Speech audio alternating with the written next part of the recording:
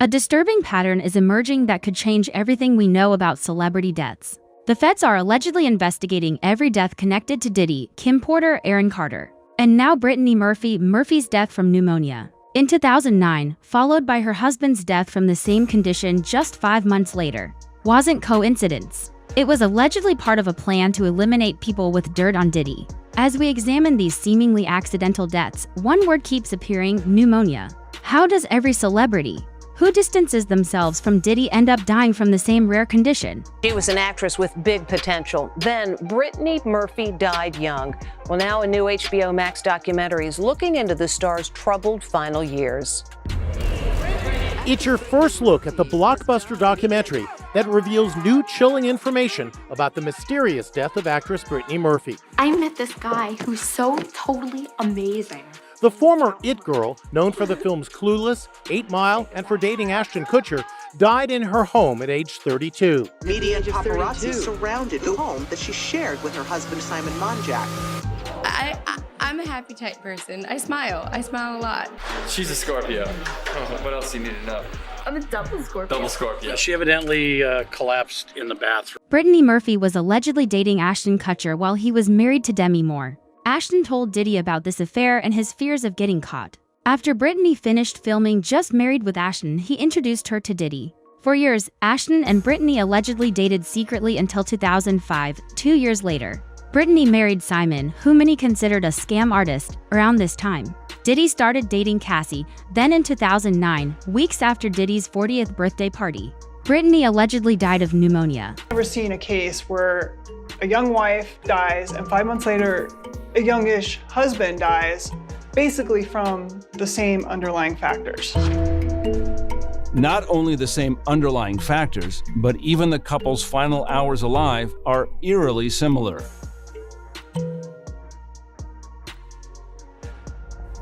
The night Brittany died, she passed out twice. Eventually, I got to the point where she had told her mother, Sharon, "Mommy, I'm dying, I'm going to die." To me, that is alarming that a mother would ignore those requests for help, those cries for help from her own daughter. I was around Ashton Kutcher and Diddy before, and they were speaking about Brittany Murphy. And I don't think I ever told this story, and I'm about to tell this story here. While he was married to Demi Moore, he was still sneaking around seeing Brittany Murphy. You understand? We were going to Nets game, so we picked him up, and he was explaining to Diddy that every time he goes to Brittany's house, paparazzi always catches him or almost catch him coming out her apartment or coming out the building. Diddy was telling him that's either the doorman or your security, you know what I'm saying? And he was still married to Demi Moore at the time. So you could have something, you could be right. Cause it's crazy how they said her and Kim and some other individual with them around them all died of pneumonia and they were in perfect health. That just gave me the shivers, that, because how can these two people be around the same people but die of the same death? Is it a case of the stories that are going to expose them of, they become a threat? Now to the latest Hollywood mystery. The husband of actress Brittany Murphy has been found dead just 5 months after her own passing. CBS News correspondent Michelle Miller has the details. Good morning. Good morning, Harry. Well, some would say that Simon Monjack was best known simply for being married to Brittany Murphy. Now he has followed her into death in an eerily similar way. It was a marriage between a fading young star and an unknown screenwriter with a checkered past. Now, just 5 months after Brittany Murphy's tragic death from pneumonia and drug intoxication, her husband, Simon Monjack, has also died. The 39-year-old was found unconscious Sunday night in the same Hollywood Hills home where Murphy had gone into cardiac arrest December 20th. Ironically, Brittany Murphy's mother, Sharon, discovered the bodies of both her daughter and her son-in-law. A neighbor described the scene the night Murphy died. They were putting tubes in her throat and trying to resuscitate her with paddles, and then her husband was here just wandering around and in his pajama bottoms, just looking completely dazed. 5 months after Brittany's death, her husband died from identical symptoms. Yet no investigation was conducted. These symptoms match what Kim Porter died from. Toxicology reports from Brittany Murphy's autopsy showed high levels of toxins and heavy metals in her blood at death. Even her father believes she was poisoned. actually passed away before Kim Porter's second autopsy report was finished. Ed Winters worked on people like Paul Walker, Tom Petty, Brittany Murphy, and Michael Jackson. And then I found out even something more crazy. So do you guys remember Harley Pasternak, the trainer that was CIA that Kanye talked about trying to off him and other celebrities like Aaron Carter? Harley Pasternak followed me to the hotel. The nigga killed Aaron Carter, and now they acting like they won't clear the Backstreet Boys sample. You get what I'm saying? Harley Pasternak, Pusha, your trainer. Harley Pasternak, Jay-Z. Harley Pasternak worked with Brittany Murphy before she passed away. Harley Pasternak claimed that Brittany Murphy's husband hired him to work with Brittany, but when she came into his gym, he was sure that she was under the influence of something. Yeah, right.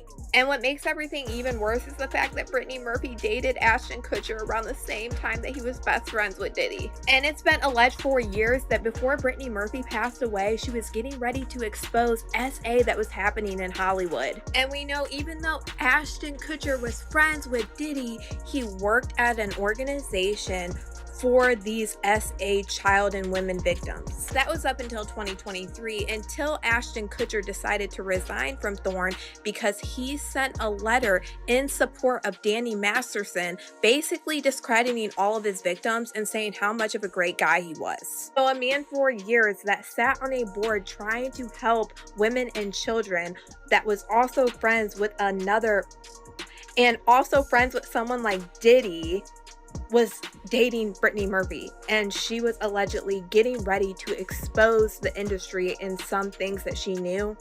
And Harley Pasternak just so happened to be around her right before she passed away. The autopsy concluded Brittany Murphy died from pneumonia and severe anemia. If she had severe anemia, why didn't she seek hospital treatment? Severe anemia causes intense breathing problems and isn't suddenly fatal. Before her death, Brittany told her mother she was going to die. Why didn't her mom call 911 or take her to the hospital? 5197 was the address of the emergency. 1895 Rising Glen Road. What's the phone number you're calling from? Tell me exactly what happened. Oh, somebody's passed out. Somebody what? My daughter's passed out. We're doing mouth to mouth. Please get your friend, okay. please. Okay. All right, we're going to. How old is your daughter? She's 30. Please hurry. She's 30? Okay, she's with you now? Yes, there's someone coming. Yeah, ma'am. You don't have to yell. We're going to send somebody out there, okay? Is she awake? Please, no. Is she breathing? No. Okay, so somebody's doing mouth to mouth? Yes. Okay. All right, ma'am. Did somebody see what happened? No. Okay, listen to me carefully. Is there a defibrillator available? Is there a defibrillator available? Defibrillator, do we, honey? No. Okay, listen to me carefully. We're on our way. I'm going to give you instructions. Are you right by her now?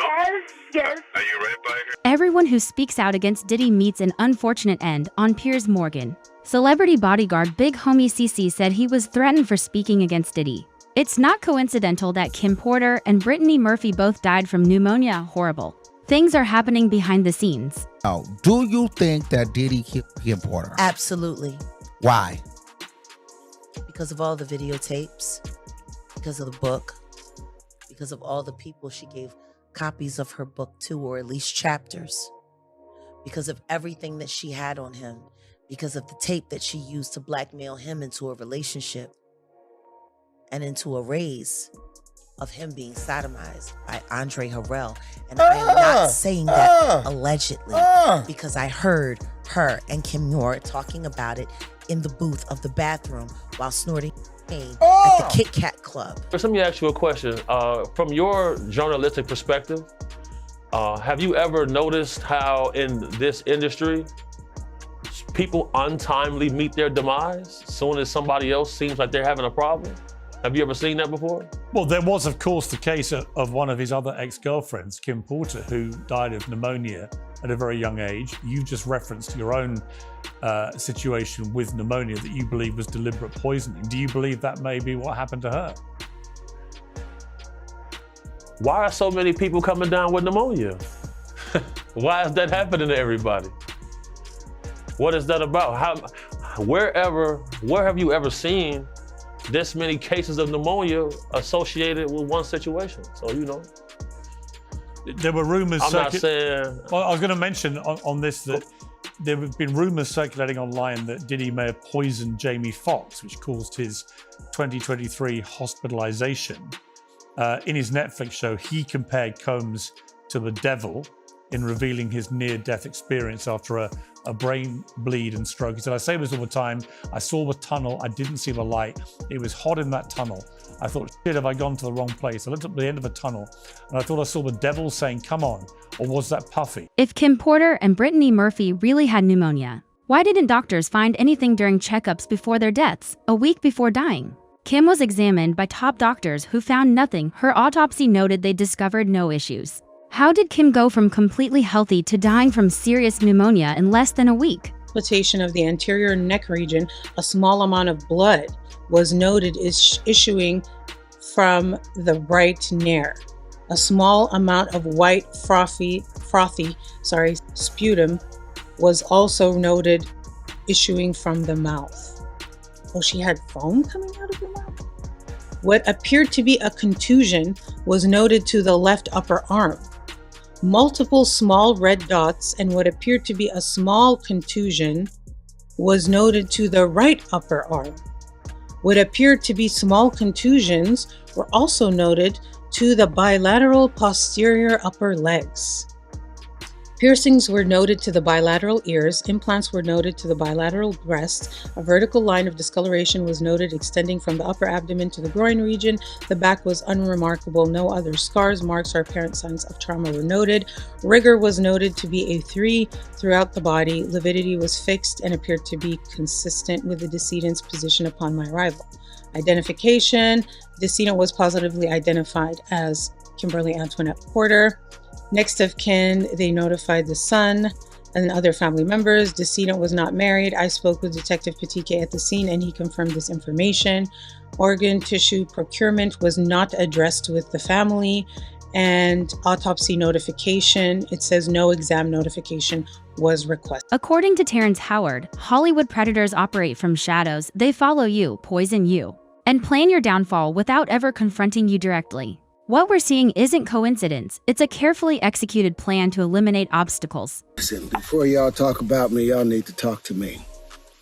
You see, once upon a time, if a man questioned another man's honor, he didn't do it from the shadows. He had to do it out in the open, with his name, his chest out, his chin high.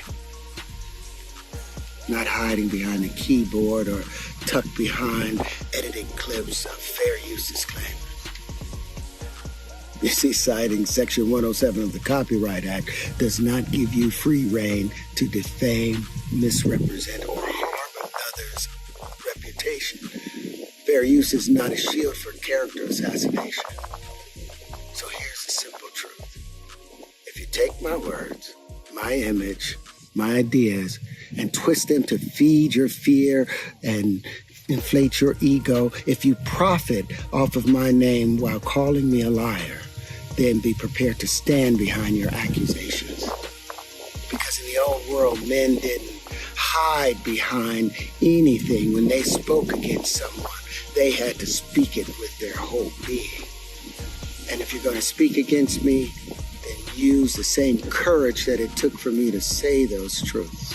Hollywood forces actors to use substances and participate in inappropriate activities. Couch culture remains as rampant today as during the Harvey Weinstein era. When actors try speaking up, they're discredited and labeled crazy. Brittany Murphy's career was declining before her death. After Sin City in 2005, she couldn't land major roles. Why didn't producers want to hire her? Was it because she refused inappropriate casting demands? Take drugs. You're going through so much shit to try and deal with life.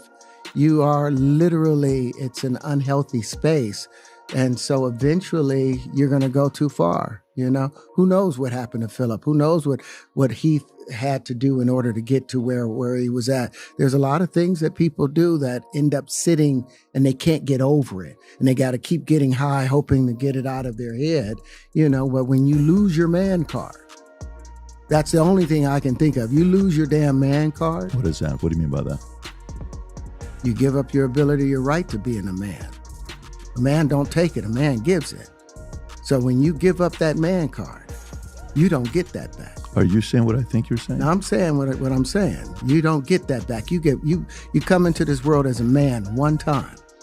You give up that right for anything, for fear of being hurt, fear of somebody doing something, for wanting to gain something. When you give up that man card right, you lose some spiritual energy that has always been pushing through. Like if a woman gives up her womanly right of being a mother and taking care of her family and do all those things, when you give up those things, but when you give up your manhood, I've never seen somebody recover from it.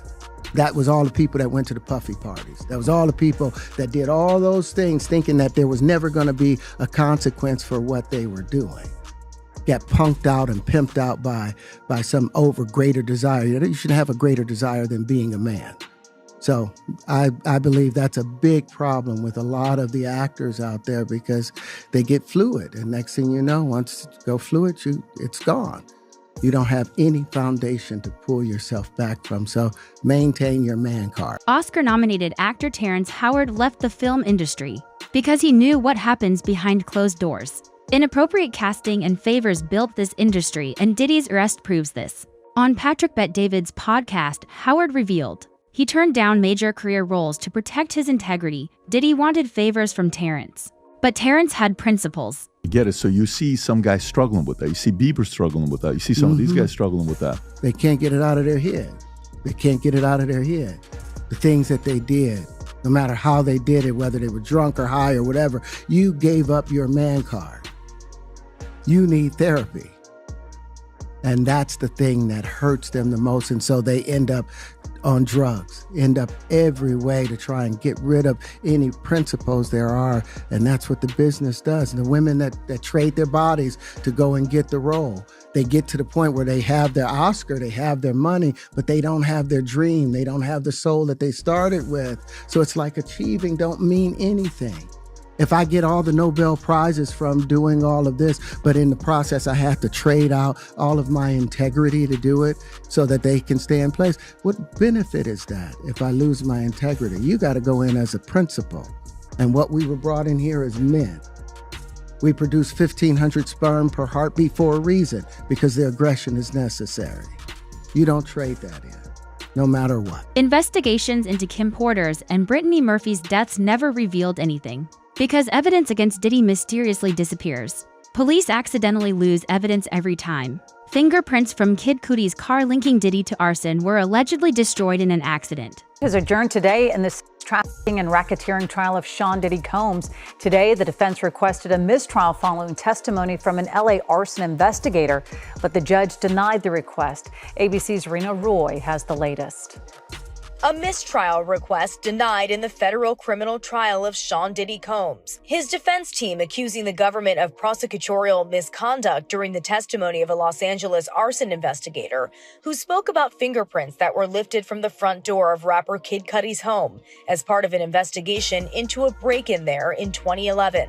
The investigator testifying that those fingerprints were destroyed, and when prosecutors asked the investigator if that was unusual, the defense accused them of trying to plant the idea that Combs was responsible. The overall implication, according to the defense, is that somehow Sean Combs created that disappearance. The defense moved for a mistrial, and they moved for it because what they said is it's unduly prejudiced, because this is the whole theory of what the prosecution is putting forth, is that he has this control and can make these investigations disappear. Instead, the judge striking that part of the testimony, telling jurors to disregard it.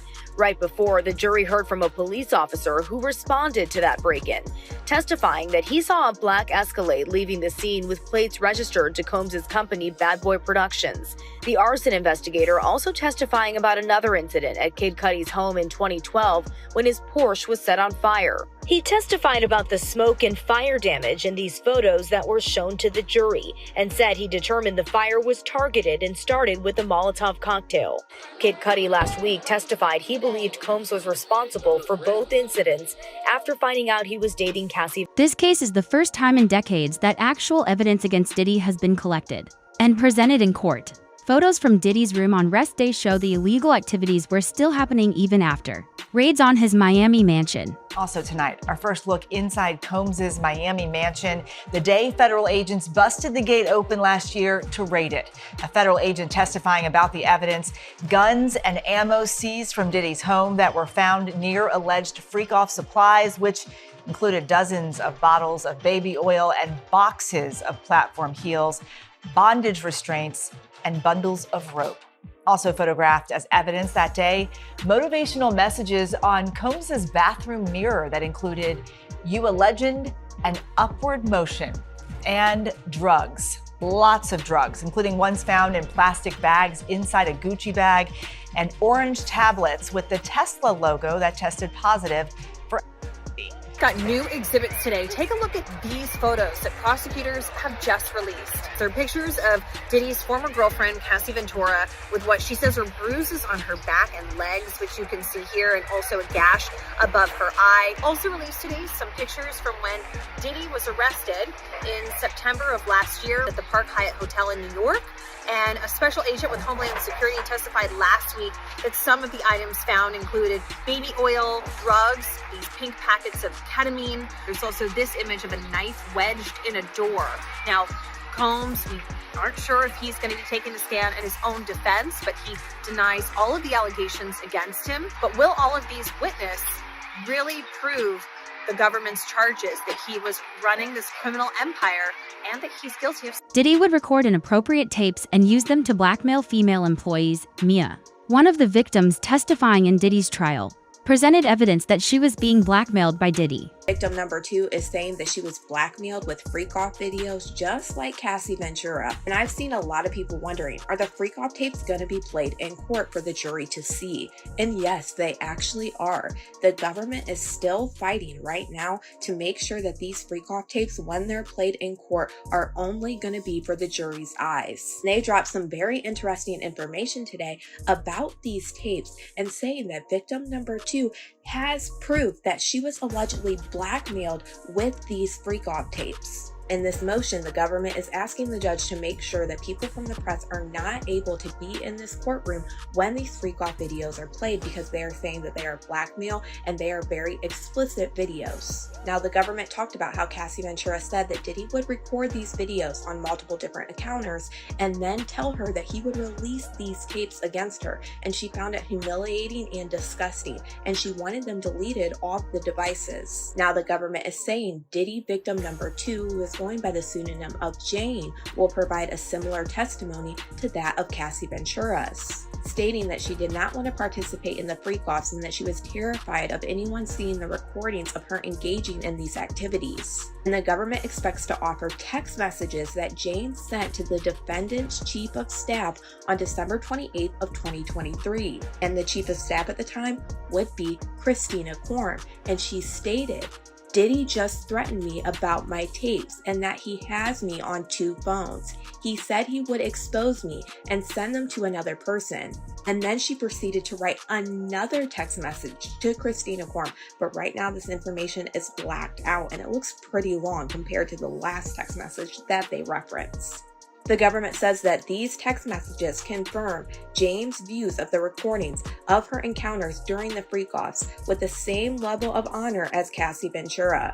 And they are alleging that the defendant used those recordings to blackmail both victims, who were and remain terrified of the release of those tapes. Like Cassie, Mia was assaulted by Diddy. The jury saw a list of Mia's job responsibilities she wrote in November 2011, including protect him at all times and anticipating his needs, whims and moods. She wrote that Diddy could ask her to do 17,000 things simultaneously, from personal tasks to writing his movies to doing taxes. His eyes turned black and there was no getting through. I was trying to get him to stop, but it was like he was looking through me. Phoebe Pilgrim, thanks for streaming with us here on ABC News Live. Week 3 of the Sean Diddy Combs trial has wrapped, and we should note this show will contain graphic content from the courtroom today. 5 witnesses testified this week, 2 former employees, a Los Angeles police officer, fire department investigator, and a celebrity stylist. The latest witness on the stand, testifying under the pseudonym Mia, recounting her time as Combs' former assistant. Mia alleged working for Combs was chaotic, toxic, and dependent on his whim.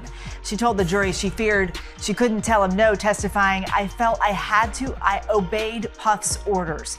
Mia also saying Combs sexually assaulted her more than once, leaving her feeling terrified and confused and ashamed and scared.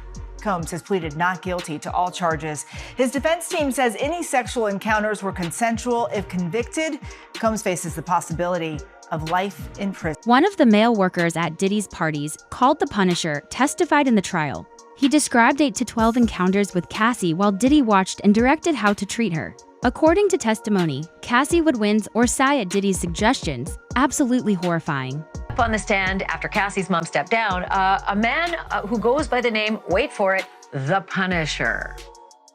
The Punisher is an exotic dancer and former sex worker whose real name is Sheree Hayes.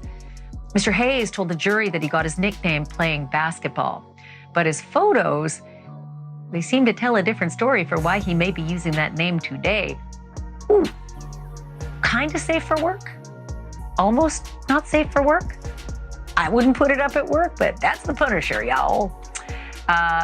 Mr. Punisher testified that he was hired by Diddy and Cassie for 8 to 12 different times, things like episodes. And he was meant to create a sexy scene that would last for hours. He said that Diddy called all the shots in these episodes. He didn't call them freak-offs, but he described what we've heard as freak-offs. He never saw any cameras, he said. He didn't see any violence.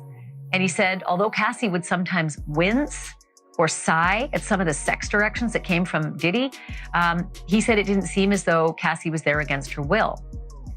Again, this is a prosecution witness, so that's kind of, it's on the fence there. He does certainly corroborate the freak-offs and what happened in the freak-offs, but that whole business about, to him, he wasn't sure if Cassie was into it or not, but he did hear that she winced and that she sighed as Diddy gave a lot of those directions.